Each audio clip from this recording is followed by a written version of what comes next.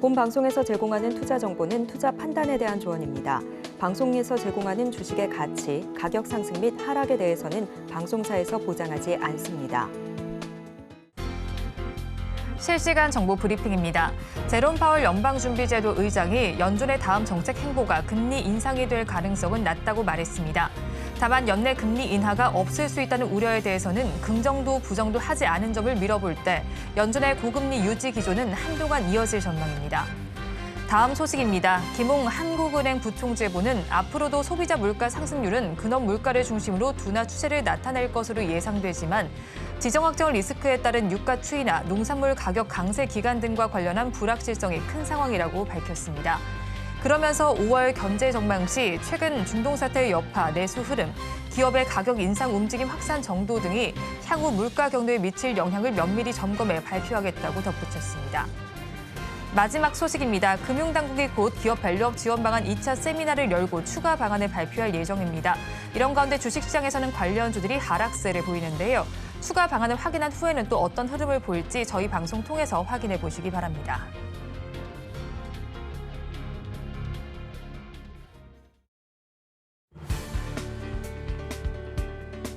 오늘장 내일장 일부 이 시각 시황으로 문 열겠습니다.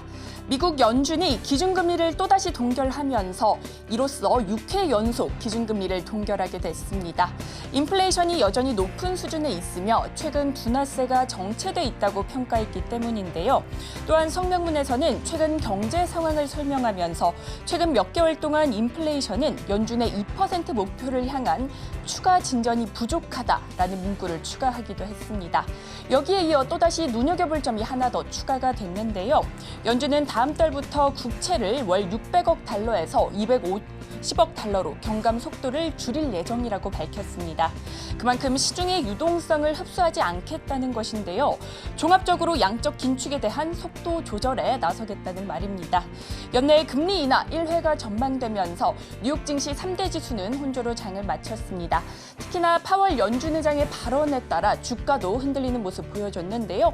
다우 지수는 소폭의 오름세로 장을 마쳤지만 나스닥과 S&P 500 지수는 약보합권에서 장을 마치는 모습 보여줬습니다. 이런 가운데 오늘 한국에서는 통계청이 4월 소비자 물가 지수를 발표했습니다. 전년 동월 대비 2.9% 올랐는데요. 소비자 물가 지수가 석 달 만에 2%대로 내려왔지만 신선식품 물가 지수는 크게 치솟는 모습을 확인할 수 있었습니다.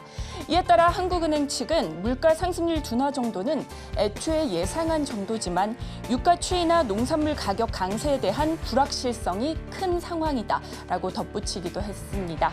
이런 가운데 오늘 국내 증시 양대 지수 약보합권에서 출발을 한 뒤에 등락을 거듭하고 있습니다. 이 시각 지수 움직임 코스피 먼저 확인해 보겠습니다.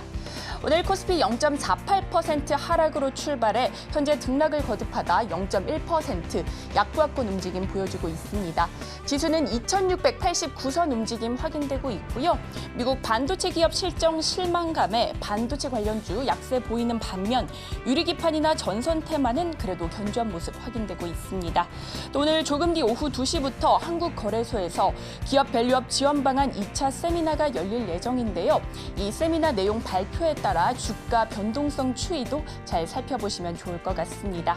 이어서 매매 동향도 살펴보도록 하겠습니다.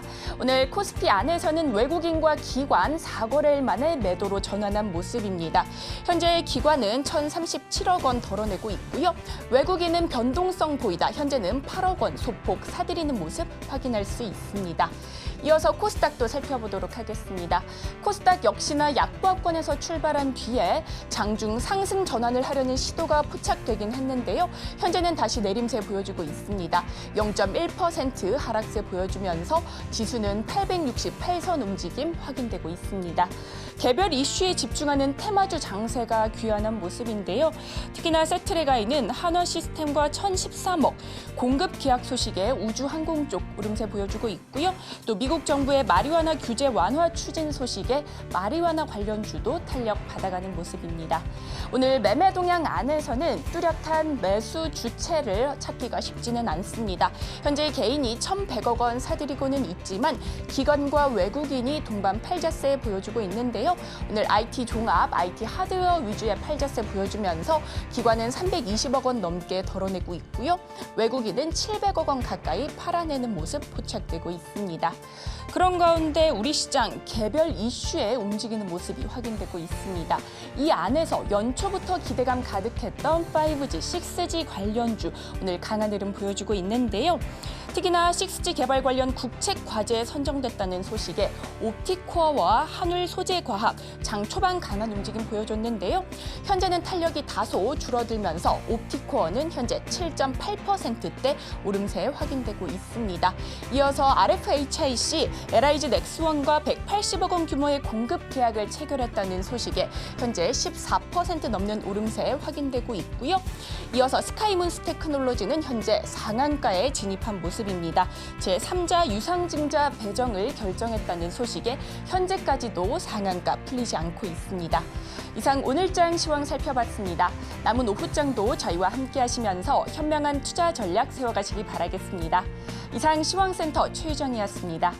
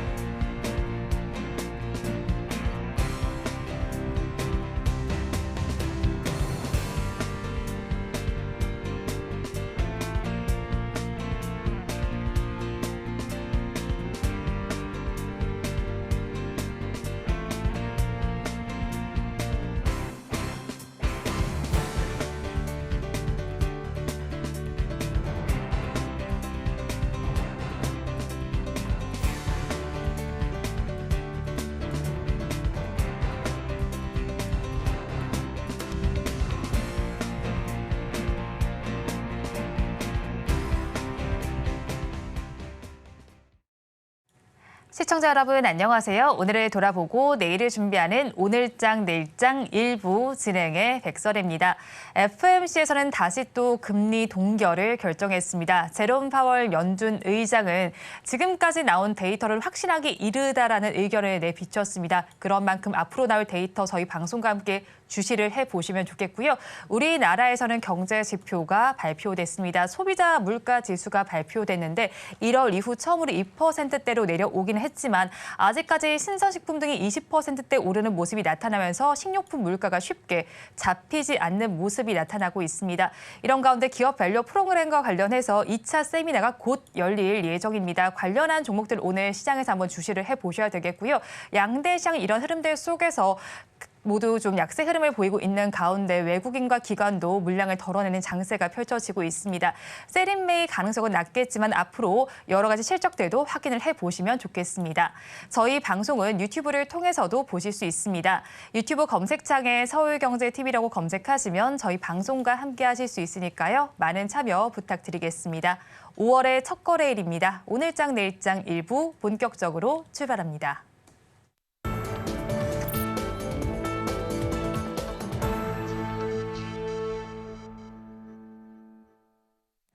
쏟아지는 경제 뉴스 중에서 어떤 뉴스가 수익으로 연결될지 알아보겠습니다. 오늘도 두 분과 함께합니다. 헤르메스 스탁 하창환 본부장, 루크투자연구소 임순재 대표 나와 있습니다. 두 분 어서 오세요. 안녕하십니까. 오늘 양대 시장은 약세 흐름을 보이면서 쉬어가는 장세가 펼쳐지고 있습니다. 이런 시장 상황 속에서도 굿뉴스 찾아볼 수 있겠죠? 네, 굿뉴스는 이제 QT를 축소를 하는 FOMC에 대한 이런 내용들을 좀 말씀을 드리려고 하는데요. 다들 아시겠지만 사실 금리 인하에 대한 동결 흐름들이 있었습니다. 그러다 보니까 그 이슈는 사실 긍정적이라고 볼 수는 없지만 QT에 대한 흐름들이 축소가 된다는 것은 결국에 이제 자산 매입을 통해서 유동성을 줄여 나가는 그런 과정들로 넘어가게 될 거고 금리 인상보다 더 적극적인 개입이 진행이 되는 것이기 때문에 사실상 이런 자산 화폐 가치의 이런 하락 부분들을 좀 막아줄 수가 있거든요. 그래서 단기적으로는 뭐 파월 의장이 말했던 이런 여러 가지 부분들에서의 좀 부담감들이 있는 상황이지만 그럼에도 불구하고 QT가 이제 앞으로 계속적으로 반영이 된다라고 한다면 그런 부분들을 조금 잡아나갈 수 있다라는 부분에서는 상당히 매력적이다라고 볼 수가 있을 것 같습니다. 다만 이제 금리에 대한 흐름이 사실 우리가 예상했던 것과는 정말 다른 시나리오로 가고 있고 연 1에도 지금 패드워치의 흐름들을 봤을 때는 9월 빨라야 9월이고 그것도 또 이제 물가 지표가 만약에 좀 어렵다라고 한다면 해당 부분에서 좀 변화가 나올 수가 있거든요. 다만 그러한 상황에서 QT라는 또 강력한 수단이 나왔기 때문에 어느 정도 조금 잡아가는 흐름들이 나오지 않을까라고 보고 있고 그런 것들이 사실 뭐 단순히 발언만 본다라고 한다면 저는 매의 탈을 쓴 비둘기 느낌이라고 네. 생각을 하고 있거든요. 그래서 사실은 안 좋은 내용인데 그 부분으로 많이 축소를 했고 그래서 오늘 이제 미니 S&P나 나스닥 선물 같은 경우도 거의 0.5% 이상씩 상승이 나오고 있어서 그게 오늘 우리 증시에 좀 좋은 흐름들을 만든 것이 아닌가라고 보고 있고요. 사실 수급적인 측면으로 본다면 외국인 기관이 거래소에서 한 1,100억이 안 되고요. 합해서 지금 코스닥에서도 1,000억이 안 돼요. 그러니까 이 정도로 사실 오후 2시에 거래 대금 자체가 많이 안 나오는 경우가 그렇게 크지는 않거든요. 그러니까 그만큼 수급적인 변수가 좀 적게 만든 것도 다들 이제 좀 고민을 하는 거죠. 이거를 어떻게 해석을 해봐야 될까? 그래서 그런 부분에서 좀 눈치 보는 흐름들을 만들어냈기 때문에 어쨌든 이 요인 자체를 좀 굿뉴스로 말씀을 드리도록 하겠습니다. 네, 일단 FOMC에서 의견이 나온 부분 살펴본다면요. 제롬 파월 연준 의장의 경우에는 일단 연내 금리 인상에는 선을 그었다는 점까지 확인을 해보시면 좋겠습니다. 이어서 대표님께서 가지고 오신 굿뉴스도 알아보겠습니다. 네, 이게 뭐 어저께 나온 내용이긴 네. 하지만 4월달 이제 수출 동향에 대해서 이제 갖고 나왔습니다. 지금 뭐 4월달 수출이 상당히 좀 좋은 그런 모습을 좀 보였습니다. 뭐 그러니까 전체 금액으로 보면 562.6억 달러를 기록을 했고요. 전년 대비 13.8% 상승하는 그런 모습을 보였습니다. 일단 뭐 1월달 이후에 이제 다시 두 자릿수 이상 이제 상승세를 보이면서 7개월 연속 지금 수출이 상승세를 보이고 있다라고 보시면 될 것 같고요. 뭐 국내에 이제 15개 이제 주력 수출 품목으로 이제 구분을 하는데 그 중에서 13개 품목이 수출이 증가하는 그런 모습을 보인 만큼 수출이 상당히 호조를 보였습니다. 특히 이제 국내에서 많이 관심을 갖고 있는 이제 IT 관련된 분야의 그 성장세가 좀 두드러졌다라고 보시면 되는데요. IT 전체적으로 본다라고 하게 되면 두 달 연속 플러스 상승세를 기록을 하면서 뭐 지난달에는 46.6%를 기록을 했습니다. 특히 그 중에 이제 반도체 부분의 수출 증가세가 좀 더 눈에 두드러졌는데요. 뭐 작년 대비 56.1% 기록을 하면서 6개월 연속 플러스 성장세가 이어졌다라고 보시면 될 것 같고요. 그 외에 디스플레이나 컴퓨터, 무선 통신 기기의 수출 증가도 꾸준한 그런 모습을 보였습니다. 이와 더불어 이제 자동차 수출 같은 경우는 이제 지난 4월달 수출이 역대 최대 수출 규모를 기록을 했습니다. 67억 9천만 달러를 기록을 하면서 전년 대비 10.3% 상승을 보였다라고 보시면 될 것 같고요. 뭐 이외에 뭐 선박이나 바이오 헬스 같은 경우도 큰 폭의 상승세를 좀 보였습니다.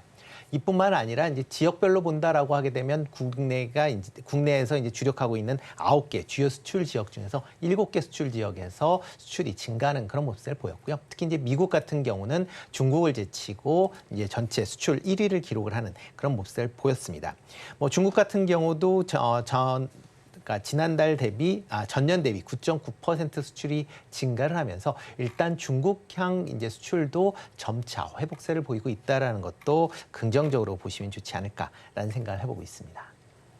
네, 수출입 지표와 관련된 부분 굿뉴스로 바라보셨는데요. 그럼 반면에 배드뉴스는 또 어떤 게 있었나요? 네, 배드뉴스는 지금 수익성이 악화되는 지금 수출에서도 이제 조금 전에 말씀드렸듯이 15개 중에서 13개가 증가를 했는데 네. 수출 증가하지 못한 2개 그 품목이 있습니다. 그 중에 하나가 2차 전지다라고 보시면 되는데요. 2차 전지 같은 경우는 이제 수출이 감소를 하는 그런 모습을 좀 보였고요. 여기에 덧붙여서 기업들의 실적도 상당히 좀 부진한 그런 모습을 좀 이어가고 있다라고 보시면 될 것 같습니다. 특히 LG나 삼성, SK 전부 다 1분기에 그 2차 전지 관련된 실적이 큰 폭으로 감소를 하는 그런 모습을 좀 보였습니다. 특히 이렇게 그 2차 전지 관련된 기업들이 이제 실적, 특히 이제 매출 감소가 좀 더 눈에 띈다라고 보시면 되는데요. 지금 국내 이제 2차 전지 관련된 기업들은 미국 및 이제 유럽 지역에 대규모 지금 생산 시설을 확충하고 있는 그런 상황입니다. 이렇게 이제 대규모 생산 시설을 확충하고 있는데 여기에 매출이 쫓아오지 못한다라고 하게 되면 그만큼 가동률이 떨어질 수밖에 없는 거고요. 이런 가동률 저하는 고정비를 더 상승시킬 가능성은 충분히 있다라고 보여집니다. 여기에 최근 이제 리튬이나 니켈 가격이 조금 상승을 하면서 조금 개선되는 그런 모습들은 보이고 있지만 여전히 지금 상당히 낮은 수준에서 유지되고 있다라는 점도 주목해서 보셔야 될 것 같고요. 특히 전방 산업이 상당히 좀 부진한 그런 모습들을 보이고 있습니다. 특히 전기차 시장 내에서 지금 테슬라 같은 경우도 전기차 판매가 둔화가 되면서 10% 정도의 인력을 감축한다라고 할 만큼 각 전기차 업체의 이런 이제 생산이 상당히 감소한다라고 보면 2차 전지에 대한 부분도 쉽게 회복하기는 좀 더 시간이 걸릴 가능성은 있다라고 보여지고요. 지금 많이 생각하는 게 뭐 전략 후강, 그래서 상반기에는 나쁘지만 하반기에는 개선될 것이다라는 기대감은 갖고 있지만 실질 개선되는지 여부는 실적을 확인한 이후에 아마 확인해 보시는 게 좀 더 맞지 않을까라는 생각을 해보고 있습니다. 네, 배터리 3사에 대한 이야기 전달을 해주셨고요. 이어서 본부장님께서 가지고 오신 배드 뉴스도 알아보겠습니다. 어떤 뉴스 보셨나요? 네, 저는 히토류 수입이 3년 내에 폭증을 했다, 3배나 폭증을 했다라는 뉴스인데요. 사실 지금 최근에 이제 공급망 관련된 이슈가 많이 부각이 되고 있는데 우리가 이제 히토류뿐만 아니라 요소수 부분에서도 중국에 대한 의존도가 굉장히 많이 높았습니다. 그러다 보니까 항상 중국 쪽에서 어떤 수출에 대한 제재를 했을 때 상당히 좀 큰 문제를 발생을 했었는데요. 다행스럽게도 요소수 부분은 이제 베트남 쪽이 비중이 제일 높습니다. 63%대까지 높아지게 되면서 그 공급망 이슈를 좀 해결을 했는데 문제는 이제 앞서 말씀드린 것처럼 히토류 부분 같은 경우는 3년 동안 3배나 더 증가를 했습니다. 특히나 이제 히토류 같은 경우는 중국이 전 세계적으로 좀 많이 잡아가고 있는 상황이기 때문에 이게 히토류라는 걸 만들기 위해서는 이제 에너지 뭐 자금도 사실 많이 들어가긴 하지만 효율이 좀 떨어지죠. 인풋 대비 아웃풋이 좀 작고 그다음 환경에 대한 문제가 발생을 하기 때문에 사실 뭐 선진국에서는 많이 좀 중단을 한 상황입니다. 그래서 히토류 자체가 없는 게 아니라 다시 한번 그거를 채굴하고 진행을 하기 위해서는 상당 부분 시간과 또 비용이 들어가는 부분에서의 문제가 발생을 하고 있고 또 히토류를 또 이제 구별하는 이런 그 채굴해서 하는 이런 기술력 부분에서도 중국의 의존도가 상당히 높기 때문에 해당 부분에서의 좀 자유도가 높아지지 않는다라고 한다면 지금 뭐 미국이나 유럽 쪽에서 중국에 대한 관세 공격을 지금 하고 있는 상황이고 그런 식으로 무역 전쟁이 나왔을 때 특정 원자재에 대한 의존도가 높다라는 것은 우리나라 시장에게는 당연히 부정적일 수밖에 없습니다. 그래서 수출 쪽에 대한 영향을 줄 수가 있고요. 거기에 따른 이제 시장의 흐름들이 이제 수출 데이터로 또 반영이 될 수 있기 때문에 이 부분을 좀 거시적으로 본다라고 한다면 향후에 이제 관세 전쟁이 다시 한번 좀 불거지는 시기가 종종 있었는데 그러한 흐름들로 가게 됐을 때 상당히 발목을 잡을 수 있는 요인이 될 수 있기 때문에 이런 원자재 공급에서 조금 해외 의존도가 상당히 높은 산업군들이 일부 있기 때문에 그쪽에서의 이런 시장의 변동성 흐름들을 우리가 좀 체크를 해봐야 되지 않을까라고 오늘의 배드뉴스 한번 잡아보겠습니다. 네, 해외 의존도가 높은 원자재 이슈까지 정리를 해주셨습니다. 이어서 오늘 시장에서는 어떤 섹터가 움직이고 있는지 살펴보겠습니다. 1시 30분 기준 상승 섹터, 하락 섹터 하나씩 살펴보시죠. 상승하는 섹터를 먼저 살펴보겠습니다. 오늘 시장에서는 여행 섹터가 가장 큰 강세를 보여주고 있습니다. 슈퍼 엔저의 대표 수혜주로 꼽히고 있는 여행과 항공업종이 존재감을 드러내고 있는 상황입니다. 일본 여행의 수요가 증가할 것으로 기대가 되는 가운데 1, 4분기 실적 성장 가능성이 점쳐지면서 주가 상승에 청신호가 켜져 있는 상황입니다. 섹터 전반에서는 2.74%의 강세가 나타나고 있습니다. 그 다음을 이은 섹터는 앞서서 브리핑에서 보신 것처럼 통신 장비 섹터가 자리를 하고 있습니다. 2.18% 강세가 나타나고 있는 가운데 스카이문 테크놀로지 주가가 연일 상한가를 기록하면서 투자자들의 관심을 끌고 있습니다. 지난달 29일 제3자 배정 유상 증자를 공시했던 바가 있습니다. 그 뒤를 이은 섹터는 LED 장비 섹터입니다. 이 안에서는 레이저셀이 가장 큰 강세를 보여주면서 섹터 전반을 이끌고 있습니다. 레이저셀이 글로벌 반도체 업체 인텔과 마이크론의 LC 본더 장비 첫 출하를 앞뒀다는 소식 속에서 상한가를 보여주고 있고요. 섹터 전반을 1.97%의 강세에 가져가고 있습니다. 그 다음을 이은 섹터 바이오 인식 섹터입니다. 섹터 내에서는 빨간불을 켠 종목이 많은 가운데 CQ센이 가장 큰 강세를 보여주고 있고요. 그 뒤를 이은 섹터 폴더블 폰입니다. 1.87% 강세 보여주고 있습니다. 삼성에서는 AI 폴더블 폰과 스마트링으로 하반기 실적 반등에 나설 것이라는 예정이라고 밝혔습니다. 이에 따라서 폴더블 폰에서도 매수세가 몰리고 있는 것으로 보이고 있고요. 반면에 하락하는 섹터 이어서 이어서 다음 장 통해서 살펴보겠습니다. 자, 오늘 가장 하락세를 보이고 있는 섹터, 정유 섹터입니다. 국제 유가가 원유 재고 증가 등에 하락했다는 소식이 들려왔습니다. 80달러 선을 하회한 소식이 들려왔는데요. WTI가 7주 만에 최저치를 기록했습니다. 이에 따라서 정유 섹터 2.05%의 내림세가 나타나고 있습니다. 그 다음을 이은 섹터는 손해보험 섹터입니다. 제가 오프닝을 통해서도 전달을 해드렸는데요. 그 사이에 밸류 프로그램 가이드라인이 공개가 됐습니다. 기업 자율적으로 중장기적인 성장 방향과 계획을 설정해서 연 1회 공시를 하는 것을 골자로 하는 부분입니다. 이에 따라서 하지만 섹터는 1.95%의 약세 흐름이 나타나고 있습니다. 그 다음을 이은 섹터들은 니켈 가격과 리튬 가격과 연동이 되는 섹터군입니다. 캐리터 상품 섹터에서는 리튬 포스에서 가장 큰 약세가 나타나면서 섹터는 1.92%의 내림세가 나타나고 있고요. 니켈 섹터 1.82%, 리튬에서는 1.79%의 약세 흐름이 나타나고 있습니다.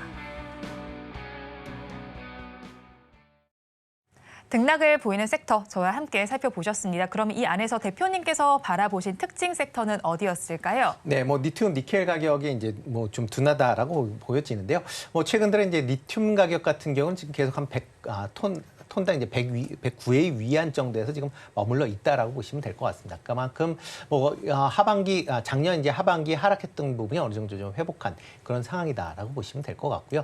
그렇지만 이제 리튬 관련돼서 지금 가격이 회복한 이유는 이게 공급이 그러니까 수요가 증가해서 올랐다라기보다는 공급 감소에 따른 효과다라고 보시는 게 더 맞을 걸로 보여집니다. 그렇기 때문에 이 부분이 연속성을 갖고 있는지 여부는 좀 더 지켜보셔야 될 걸로 보여지고요. 그렇기 때문에 너무 무리하게 투자를 하시기보다는 좀 더 관심이니까 일단 좀 더 지켜보시는 게 좀 낫지 않을까 싶고요. 니켈 가격 같은 경우는 지금 이것도 이제 수요보다는 공급망에 의한 그런 이제 리스크가 계속 좀 부각이 되고 있는 그런 상황입니다. 특히 대러시아 이제 제재로 인해서 러시아산 이제 광물에 대한 이런 뭐 제재가 다시 이제 얘기가 나오면서 관련된 뭐 니켈뿐만 아니라 뭐 알루미늄이나 여러 가지 이제 그 원자재에 대한 그런 부분이 좀 최근에 이제 출렁거림이 좀 있었고요. 그거에 따라서 오늘 그런 움직임에 같이 맞물려서 지금 니켈 관련주들 좀 움직이고 있다라고 보시면 될 것 같습니다. 이런 원자재 관련주들은 뭐 단순하게 지금 상황에서는 강달러와 같이 맞물려 있는 그런 강달러와 그다음에 중국의 회복 여부와 경제 회복 여부와 같이 맞물려 있다라고 보시면 좋을 것 같습니다. 그렇기 때문에 이게 어떠한 방향성을 지금 갖는다라기보다는 어느 정도 박스권 내에서 횡보할 가능성에 대한 부분을 좀 더 관심을 갖고 보시는 게 어떨까라는 생각을 해보고 있습니다. 네, 리튬과 니켈과 관련된 종목들의 흐름을 특징적으로 바라보셨다고 정리해 주셨고요. 그러면 본부장께서는 어떤 흐름을 보셨을까요? 네, 일단 저는 뭐 여행 쪽을 좀 집중해서 봤는데요. 아무래도 금일 시장에서 좀 핫하게 장 초반부터 움직였었던 쪽이 이제 여행과 관련된 부분입니다. 아무래도 이제 소비와 연관되어 있는 부분이다 보니까 조금 더 직접적으로 영향이 있다라는 부분들, 그리고 이제 데이터가 나온다라는 부분에서의 기대감이 높아졌다라고 보시면 좋을 것 같고, 아무래도 이제 5월 초까지는 이런 이제 소비재 관련된 부분에 대한 시장의 관심도가 높을 수밖에 없거든요. 그래서 해당 부분에서의 상승 기류를 느끼는 거는 좋은데, 또 문제가 뭐냐면 또 노동절이 또 끝났을 때의 이슈들로 본다라고 한다면 또 단기적인 모멘텀이 부재가 나올 수가 있고, 뭐 데이터가 꺾이는 이런 흐름들이 나올 수도 있거든요. 그래서 관련된 산업들에서 특히나 뭐 이제 화장품이라든지 이런 쪽과 연관되어 있는 쪽은 수출 데이터에서의 변화가 나왔을 때 좀 기민하게 대응을 해보실 필요는 있을 것 같고요. 이제 항공이나 이런 쪽은 실적이 잘 나와도 코로나 기간 동안에 일부 이제 충당금 관련된 이슈가 좀 부각이 될 수 있습니다. 그래서 그런 부분에서의 변화 요인들 좀 보셔야 될 것 같고요. 뭐 카지노나 면세 같은 경우는, 특히나 면세 같은 경우는 이번에 글로벌 텍스프리에 대한 영향을 받으면서 조금의 이런 투심이 악화가 있었죠. 근데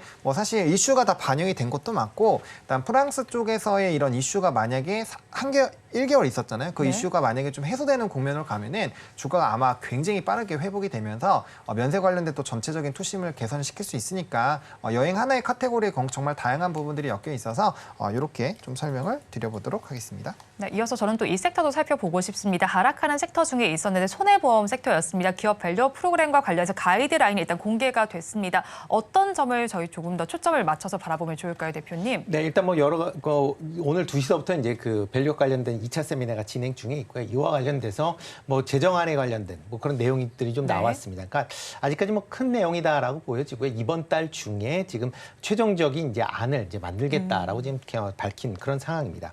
뭐 오늘 내용을 잠깐 보면 이제 자율성 부분, 그다음에 미래지향성, 종합성, 선택과 집중, 그다음에 이사회 책임 뭐 이 관련돼서 좀 강화하겠다라는 그런 내용인데요. 뭐 전반적인 내용을 본다라고 하게 되면 기존에 나왔었던 그런 내용을 일단 좀 취합했다라는 수준에서 이제 머물러 있다라고 보시면 될 것 같고요. 그렇기 때문에 오늘 나온 게 새로운 내용이 없다 보니까 증시 전체적으로 보면 그렇게 반응을 못 하고 있는 거 아닌가 싶습니다. 그래서 뭐 손해보험뿐만 아니라 금융지주, 그다음에 여타 금융사들도 전체적으로 지금 조금 주가가 오늘은 좀 네. 약세를 좀 보이고 있다라고 보여지고요. 과연 이렇게 이제 비업 밸류업 관련돼서 뭐 자율 관련된 뭐 그런 얘기가 있지만 과연 이거를 안 했을 때에 대한 이제 제재에 대한 어떻게 보면 강제성을 얼마만큼 부여하는 여부가 아마 투자자들한테 좀 더 관심을 많이 가질 걸로 예상이 되고 있습니다.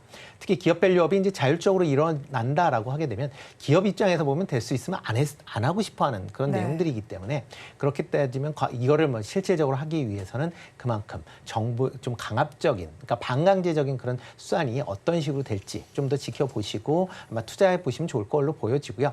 다만 기업 밸류 프로그램 자체는 아마 올해 내내 계속 관심 있게 보셔야 되지 않을까. 그러니까 시장 자체적으로 이제 현재 주가 수준은 뭐 전체적으로 좀 상대적으로 다른 나라에 비해서 저평가돼 있다라는 평이 아직도 네. 많은 상황이니까 이거를 정상화하는 과정은 반드시 필요한 거고요. 그러니까 비업 밸류업 프로그램이 그런 역할을 할 걸로 이제 많은 사람들이 기대를 하고 있으니까 향후에 이제 이런 이슈가 나올 때마다 아마 주가가 출렁거릴 가능성은 있으니까 그때마다 관심 있게 좀 보셔야 되지 않을까 싶습니다. 네, 기업 밸류 프로그램 관련해서는 뭐 연내 계속 집중적으로 봐야겠는데 일단 오늘 장에서의 흐름도 좀 궁금하고 관심을 가져볼 만하지만 그 안에서도 섹터별로는 차별화된 흐름이 나타날 것 같거든요. 앞으로 봤을 때는요. 뭐 금융과 뭐 지주사, 자동차 섹터가 대표적으로 거론이 되는데 앞으로의 흐름은 어떻게 전망하세요?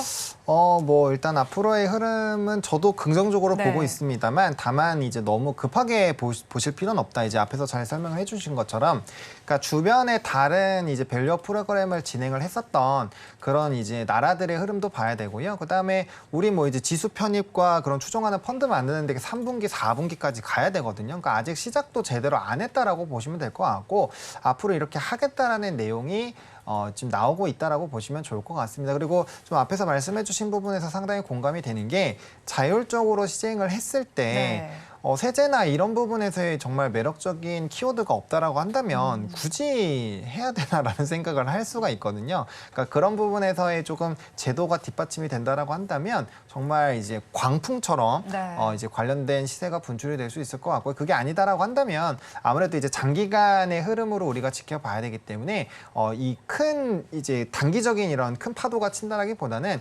잔잔하게 방향성을 잡고 간다라는 방향으로 보시는 게 맞을 것 같습니다. 그래서 요번에 이제 지금 하고 있잖아요. 4시까지 아마 진행이 될 텐데 네. 관련된 부분에서의 내용들을 파악을 하시고 만약에 좀 단기 눌림목이 나온다라고 한다면 이전 저점을 지지하는지를 반드시 확인을 하시고 네. 그 다음에 들어가셔도 늦지 않고요. 절대 급하게 하실 필요가 없거든요. 섹터에 상관없이 저점만 확인하고 들어가면 되는 네, 거예요? 왜냐면은 어쨌든 이제 자동차와 금융주 뭐 이쪽이 아무래도 좀 선두로 치고 갈 수밖에 네. 없는 산업이고 이 두 산업의 공통점은 일단 실적이 나오면서 사실 환원 정책을 강하게 해주고 있고 특히나 이제 정부의 영향을 많이 받을 수 있는 그런 산업군들입니다. 그래서 방향성은 아마 비슷하게 갈 것 같고요. 다만 그 이제 PBR 부분을 조금 더 이제 ROE 부분으로 넘어가는 부분에서 넘어간다라고 한다면 당연히 이제 자동차 쪽으로 조금 더 포커스가 가겠지만 그게 아니더라도 금융주들은 뭐 이제 분기 배당부터 시작해서 여러 가지 환원 정책을 좀 강하게 시행을 해줄 수 있다라는 부분에서는 좀 큰 틀로는 같이 보셔도 좋을 것 같고 기타 나머지 산업군들 같은 경우는 네. 조금은 고민을 해보실 필요가 있을 것 같습니다. 그래서 그 이제 밸류업 프로그램 안에서도 가장 선두에 있는 산업군들 네. 중심적으로 일단 포트를 형성을 하시는 게 저는 맞다라고 생각을 하고 있습니다. 네, 밸류 프로그램과 관련해서는 선두에 있는 쪽 중심으로 바라보자라는 의견이셨습니다. 이어서 아이폰과 관련된 이야기로 좀 넘어가 보겠습니다. 1분기 애플의 아이폰 판매가 3년 만에 약 최악의 성적을 받을 것으로 좀 예상이 되고 있으며 이 아이폰 이야기를 하는 건 우리 종목 중에서도 떠오르는 또 종목이 있잖아요. LG 이노텍입니다. 그래도 최근 들어서 LG 이노텍에는 좀 긍정적인 이야기가 많이 들려오고 있는 네. 상황인데 이 아이폰 판매 부진 소식이 주가에도 발목을 잡을 가능성도 있지 않을까요? 네, 그 뭐 애플이 이제 아이폰이 잘 안 팔린다라는 건 뭐 작년도서부터 이제 네. 얘기가 좀 나왔었던 그런 내용이고요. LG 이노텍 같은 경우도 그 부분은 이미 주가는 충분히 반영이 됐다라고 보시면 될 것 같습니다. 뭐 최근에 이제 올랐던 거는 이제 테슬라의 이제 자율주행 관련된 그런 이슈가 나오면서 LG 이노텍 같은 경우도 이제 전장용 이런 자동차 카메라 네. 모듈에 대한 그런 이제 기대감이 주가에 이제 같이 좀 반영이 됐었다라고 보시면 될 것 같습니다. 뭐 애플이 지금 1분기 안 좋은데 과연 그건 계속 안 좋을 것이냐 아니냐 여부가 이제 오늘 실적 발표하면서 가이던스가 나올 예정인데요. 네. 가이던스에 따라서 주가의 방향성이 약간 좀 달라질 가능성은 충분히 있다라고 생각은 하고 있습니다. 그렇지만 뭐 지금 상황에서 뭐 그렇다고 뭐 전장용 관련된 투자 부분이 뭐 줄어들거나 그렇지는 않을 걸로 보여지고요. 그리고 이제 아이폰의 뭐 판매량 자체도 많이 감소를 했지만 여기서 추가적으로 뭐 급락을 할 가능성은 그렇게 크지 않다라고 보여집니다. 그렇다라고 하게 되면 LG 이노텍 입장에서도 현재 수준에서는 어느 정도 유지가 될 가능성은 있고요. 특히 이제 다음 주에 이제 그러니까 애플이 이제 아이패드 신형을 이제 공개할 예정입니다. 이렇게 된다라고 하게 되면 뭐 LG 이노텍이 갖고 있는 카메라 모듈에 대한 부분도 같이 좀 관심 있게 좀 보시면 좋을 것 같고 이와 더불어 OLED 관련된 부분도 좀 관심 있게 보셔야 되지 네. 않을까 싶습니다. 이번에 이제 아이패드 프로에 이제 OLED가 장착이 될 것이다라는 게 지금 뭐 대부분의 이제 그 전망이다라고 보면 이렇게 아이패드에서 OLED가 이제 장착이 된다라고 하게 되면 이런 뭐 OLED를 만들고 있는 뭐 LG 디스플레이나 아니면 OLED 관련된 밸류 체인 쪽에도 같이 좀 뭐 단기적인 좀 이슈몰이가 충분히 가능하다라고 좀 생각을 하고 있습니다. 네, LG 이노텍에 대한 의견을 들어봤는데요. 지금 기관 투자자의 경우에도 8거래 연속 순매수 행진을 이어가고 있고요. 자율주행과도 좀 엮여서 움직일 수 있는 종목인 만큼 본부장님의 시각도 궁금합니다. 어떻게 보시나요? 네, 뭐 일단은 저도 뭐 큰 흐름에 대해서는 좀 긍정적으로 보고 있다라고 말씀을 드리고 싶고요.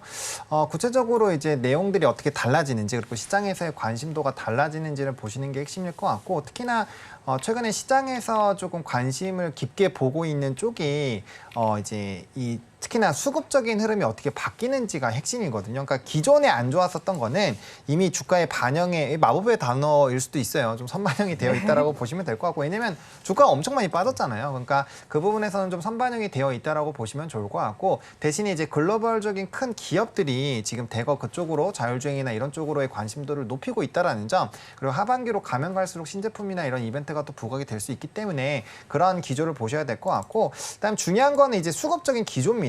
특히나 요즘에 화장품 쪽이 엄청 강하잖아요. 네. 그게 이제 기관이 대량적으로 매수가 들어와 준 다음에 외국인이 따라 붙어주면서 좀 강세 흐름들이 나타나고 있는데 딱 바닥권에서 외국인 간 양매수 들어오면서 지금 이 수급발로 가고 있는 상황이거든요. 그러니까 이러한 이제 수급적인 흐름에서의 큰 변화가 나오지 않으면 단기적으로 조금 안 좋은 얘기가 나오더라도 마법의 선반영이 있기 때문에 네. 충분히 이런 기조들 유지를 해볼 수 있지 않을까 정도로 말씀을 드리겠습니다.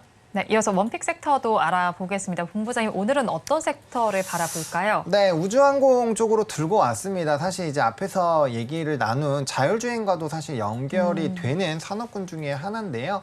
아무래도 이제 5월 달에 우주항공청 개청 이슈가 네. 있는 상황이고, 일단 말씀해 주신 뭐 자율주행이라든지 IoT라든지 이런 것들을 하기 위해서는 결국엔 저궤도 위성이 필수적으로 진행이 될 수밖에 없습니다. 그리고 우리나라에서는 공공기관 중심으로의 이런 수주 흐름들이 유지가 되고 있고 그 규모는 전체 시장의 65% 정도에 해당을 하신다라고 보면 됩니다. 그래서 그에 대한 수주가 24년부터 26년도까지 굉장히 많이 나올 예정이고요. 또 이제 발사체 최근에 한번 발사를 했는데 그게 또 27년까지 11개, 그러니까 26년에 5개, 이제 27년에 5개에서 총 11기가 추가적으로 발사를 할 거고요. 거기에 따른 이제 추가적인 부품들에 대한 수요가 상당히 많이 늘어날 거기 때문에 뭐 청단위에 대한 개청 그리고 앞으로 이제 이런 좀 유력한 산업군들에 대한 데이터 소모량에 대한 이런 흐름들을 봤을 때 충분히 좀 관심 있게 보시면 좋을 것 같습니다. 그래서 저는 그 안에서 세트렉 I라는 종목을 좀 들고 왔는데요. 아무래도 이제 부품단에서의 수주가 많이 늘어나게 된다라는 거 그리고 산업적으로 수요가 늘어나는 부분에서 가장 빠르게 우리가 그 흐름을 파악할 수 있는 것은 결국엔 수주 잔고입니다. 근데 세트렉 I 같은 경우는 역대 최대 수주 잔고를 기록을 한 상황이고요. 최근 최근에도 수주 잔고에 대한 이런 상승 기조가 나타나고 있고 증권가 리포트에서도 단연 독보적인 수혜를 받을 것이다라는 얘기를 하고 있는 상황입니다. 그러다 보니까 이런 이제 정부 주도하에서의 수주가 나오게 됐을 때 가장 큰 수혜를 받을 수 있는 부분에서의 매력도가 나오고 있고요. 또 하나그룹과의 이런 시너지가 좀 크게 나올 수 있는 부분이거든요. 이 지분이나 이런 것들을 가지고 있기 때문에 그래서 그런 부분에서 한화 쪽이 아무래도 이제 청단위에 대해서 개청을 하고 관련된 사업이 진행이 되면 대기업 중심으로의 이런 자산이 편성이 될 수 있고 좀 묵직한 기업으로 쏠림 현상이 나타날 수가 있습니다. 근데 이제 그 회사랑 연관이 되어 있다 보니까 아무래도 추가적인 부품에 대한 수주단도 좀 안정적으로 진행이 될 수 있다라는 부분에서 매력적이다라고 보시면 좋을 것 같고, 그다음에 위성 본체와 탑자체, 지상체 세 가지 부분에서 모두 레퍼런스를 가지고 있기 때문에 상당히 다양한 부분에서의 수주 증가가 나타날 것 같고요. 또 소형 위성의 특장점이 뭐냐면 이게 한 3년에서 길게 5년 단위로 이 부품단을 가려줘야 되거든요. 그러니까 빅 시장이 열리면 거기에 따라 이제 유지 보수에 대한 그 사이클이 3년 단위로 오신다라고 보면 되는데, 앞으로 이제 정부에서의 이런 예산이 계속적으로 투입이 될 거기 때문에 그 규모는 가면 갈수록 커질 수밖에 없다. 그래서 시장에 대한 이런 성장 기대를 많이 가지고 있는 기업 같은 경우는 그 MS를 좀 가져갈 수 있다라는 부분들, 그리고 이제 위성 판매를 통해서 관측 데이터 쪽으로의 좀 성장도 노려보고 있기 때문에 이런 모멘텀들이 부각이 된다라고 한다면 충분히 긍정적인 기조 유지할 수 있지 않을까라고 보고 있습니다. 네, 그럼 저희 가격 전략은 어떻게 잡아갈까요? 네, 사실 최근에 좀 주가가 많이 올랐습니다. 근데 그럼에도 불구하고 추가적인 상승력 좀 기대를 해보시면 좋을 것 같고요. 일단 1차적으로는 직전 고점이죠. 58,000원을 1차로 보시면 좋을 것 같고요. 다만 이제 위성 관련된 부분에서 기대감이 생겼을 때 6만 원대를 빠르게 좀 뚫어줬었던, 그래서 그때 8만 원까지 갔었거든요. 그래서 그런 흐름으로 본다라고 한다면 우리는 충분히 6만 4천 원까지 좀 중장기 흐름들을 보시면 좋을 것 같고, 증권가 목표가 도 대부분 58,000원 이상으로 좀 설정이 되어 있다는 점도 참고를 해보시면 좋을 것 같습니다. 네, 세트랙 아이 원픽 종목으로 가지고 오셨습니다. 이어서 대표님께서 가지고 오신 원픽 섹터도 알아보겠습니다. 섹터 먼저 전해주시죠. 네, 저희가 제가 갖고 온 거는 이제 최근에 이제 수출이 계속 호조를 보이고 있는 미용 의료기기 관련된 부분이다라고 보시면 될 것 같습니다. 최근 이제 미용 의료기기에 대한 이제 수출이 계속 꾸준히 작년도서부터 계속 증가를 하고 있는 그런 모습이다라고 보시면 될 것 같고요. 이런 의료기기의 이제 성장세에 더불어서 이제 관련된 그런 이제 기기들의 업체들에 대한 수익성도 많이 개선되고 있는 그런 상황입니다. 여기 이제 최근 들어서는 이제 헌법재판소에서 이제 한의사들의 이제 미용 레이저 기기에 대한 이제 허가도 이제 나왔거든요. 그러니까 그런 관점에서 보면 이런 이제 미용 의료기기에 대한 부분은 해외 수출 부분도 있겠지만 국내에 대한 부분도 같이 좀 확대될 가능성은 충분히 있다라고 보여집니다. 특히 이제 코로나 이후에 이런 이제 피부 미용 의료기기에 대한 그런 이제 수요들이 계속 증가하고 있다라는 부분은 긍정적으로 보여지고요. 특히 이런 이제 미용 의료기기가 이제 판매가 되면 이런 판매로 끝나는 것이 아니라 이거를 또 다시 사용을 하기 위해서는 계속 소모품이 발생을 합니다. 이런 소모품에 대한 수요도 같이 생각을 해보셔야 되지 않을까라는 생각을 해보고 있습니다. 특히 이제 국내 의료기기 관련돼서는 지금 수출 지역을 본다라고 하게 되면 지금 북미나 일본, 동남아 쪽에 이제 많이 이제 수출이 이루어지고 있는 그런 상황인데요. 최근 들어서는 이제 브라질이나 중국에 대한 기대감도 커져 있는 것도 사실입니다. 그렇기 때문에 여러 기업들이 지금 브라질이나 중국에서 이런 피부 미용 기기에 대한 이제 허가를 받으면서 관련된 매출 성장세가 확대될 수 있다라는 것도 같이 주목해서 보시면 어떨까 싶습니다. 관련된 종목 중에서는 이제 원택 조금 관심 있게 보시면 어떨까라는 생각을 해보고 있고요. 레이저를 활용한 의료기기 생산하는 업체다라고 보시면 될 것 같습니다. 특히 이제 대표적인 제품이 이제 올리지오나 이제 피코 케어 같은 이런 제품들의 이제 매출이 꾸준히 이제 나오고 있는 그런 상황이다라고 보시면 될 것 같고요. 특히 이제 동남아나 미주 지역의 이제 매출 확대로 인해서 지금 1분기 실적은 안 나오고 시장 컨센서스를 본다라고 하게 되면 매출 같은 경우는 329억으로 작년보다 한 15% 이상 증가할 것이다라고 지금 예상을 하고 있고요. 영업이익도 135억을 기록을 하면서 한 1% 넘는 그런 상승세가 이어질 것이다라고 지금 얘기를 하고 있습니다. 특히 이제 올리지오 관련돼서는 지금 브라질 내에 이제 판매가 올해부터는 이제 좀 더 확대될 것이다라는 기대감이 커져 있는 게 사실이고요. 그러다 보면 이런 이제 해외 관련된 매출이 계속 확대가 될 것이다라는 기대감을 갖고 있습니다. 이와 더불어 이제 관련된 소모품에 대한 매출 성장세도 상당히 좀 증가를 하고 있는데요. 전체 매출 매출에서 지금 한 40% 가까이 지금 이런 소모품에 대한 매출이 발생을 하고 있습니다.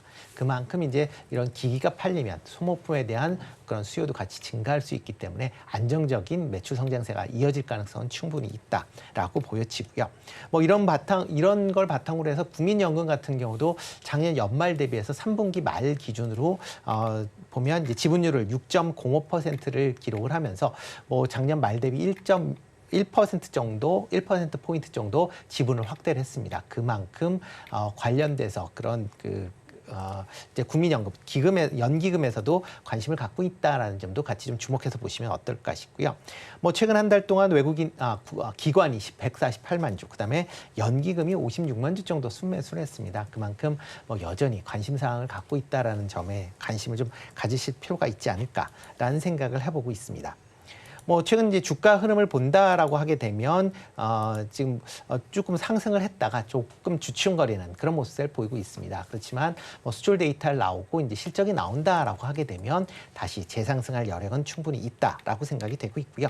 뭐 매수 가격은 뭐 굳이 뭐 급하게 쫓아가실 필요는 없지 네. 않을까라는 생각을 해보고 있습니다. 그래서 한 10,000원 그 전후에서 매수하시면 어떨까 싶고요.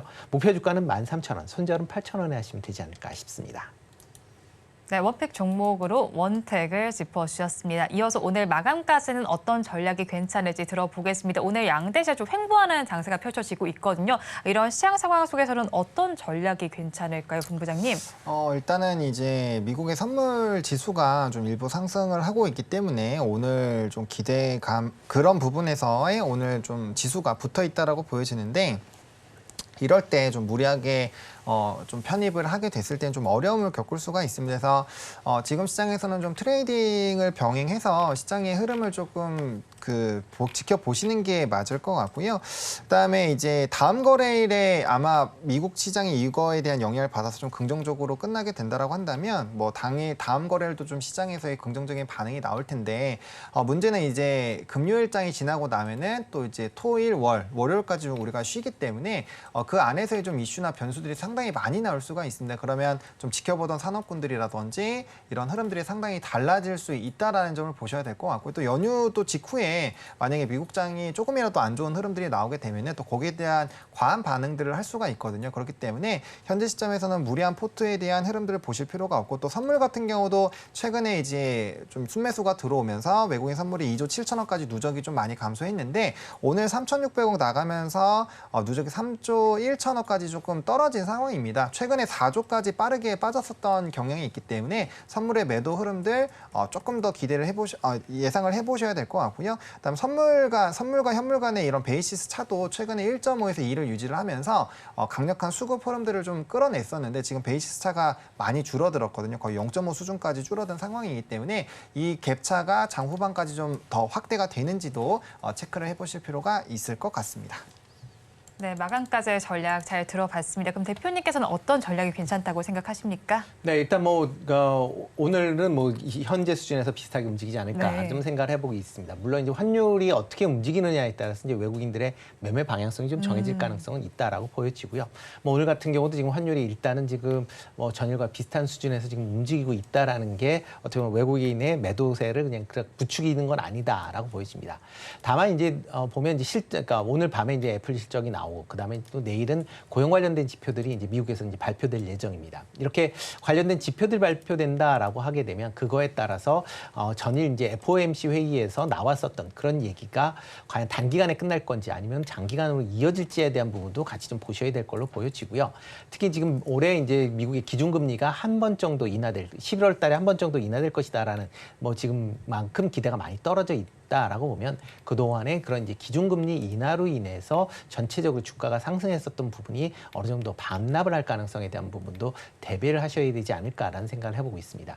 좀 전에 말씀하셨듯이 다음 주 이제 월요일까지 국내 증시 이제 휴장을 하기 때문에 그거에 따른 여러 가지 이제 변동성에 대한 부분도 같이 좀 유의해 보실 필요가 있기 때문에 지금 상황에서는 공격적으로 올해 내가 하겠다라기보다는 일단 박스권 내에서의 트레이닝 관점, 그다음에 특히 어떠한 이제 이슈가 있는 그런 종목에 대해서 좀 한정된 트레이닝이 필요하지 않을까라는 생각을 해보고 있습니다. 네, 한정된 트레이딩이 필요한 시장이다라고 정리해 주셨습니다. 오늘 두 분 말씀 여기까지 듣겠습니다. 지금까지 헤르메스 스포츠스탁 하창환 본부장, 루크투자연구소 임순재 대표 두 분과 함께했습니다. 두 분 말씀 고맙습니다.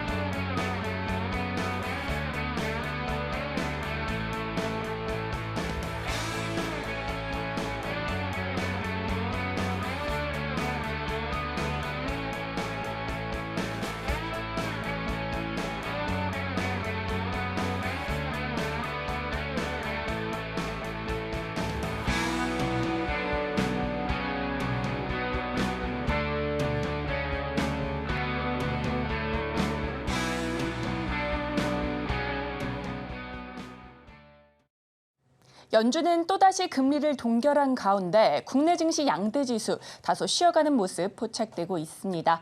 이러한 상황 속에서 강하게 부각되는 종목 골라보고 싶으시다면 매일 아침 서울경제TV AI, 세나의 포착 종목들 확인하시고 전략 세워가시기 바라겠습니다. 그렇다면 세나가 오늘 포착한 종목들 어떤 것들이 있는지 하나씩 열어보도록 하겠습니다. 먼저 첫 번째 종목은 KH바텍입니다. 수급과 실적, 모멘텀 모두 65점 받은 가운데 신호강도와 차트는 60점 기록하면서 총 종합 점수는 63점으로 트레이딩 가능하다라는 것을 확인할 수 있었습니다. KH바텍 호재가 많죠. 고객사인 삼성전자의 향후 스마트폰에 티타늄 케이스를 공급할 것으로 예상이 되고 있고요.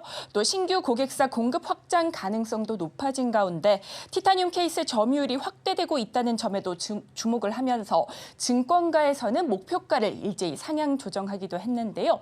이에 따라 정거래일에는 무려 5% 넘는 강세 보여주기도 했습니다. 오늘장 흐름은 어떤지 살펴보도록 하겠습니다. 오늘 장중 0.5% 가까운 강세 보여주기도 했는데 현재는 다시 내림세 보여주고 있습니다. 현재 1% 넘게 빠지면서 15,250원에 거래되고 있습니다. 이어서 다음 종목도 열어보도록 하겠습니다. 다음 종목은 셀트리온입니다.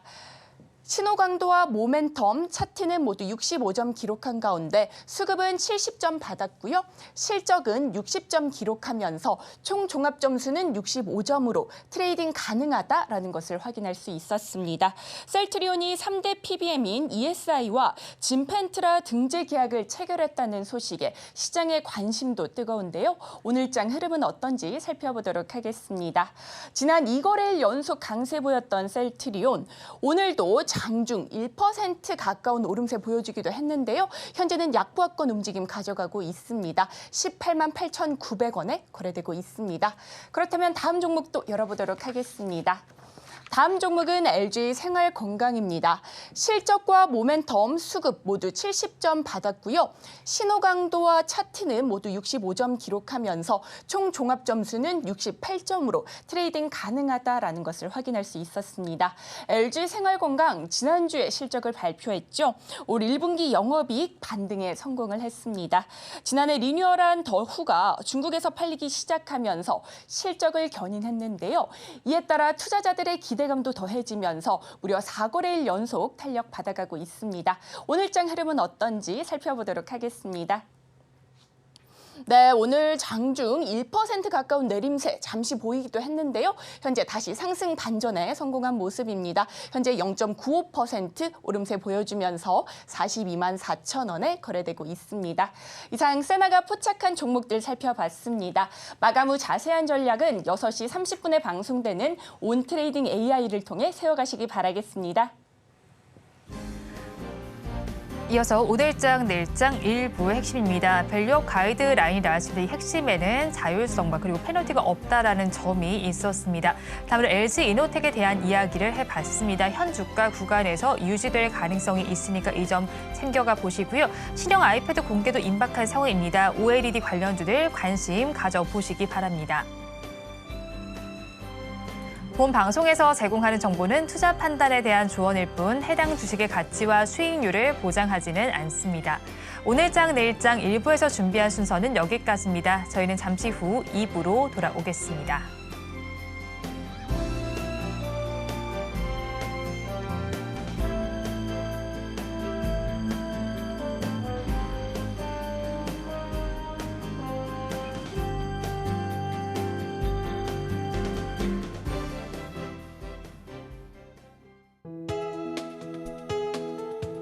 본 방송에서 제공하는 투자 정보는 투자 판단에 대한 조언입니다. 방송에서 제공하는 주식의 가치, 가격 상승 및 하락에 대해서는 방송사에서 보장하지 않습니다.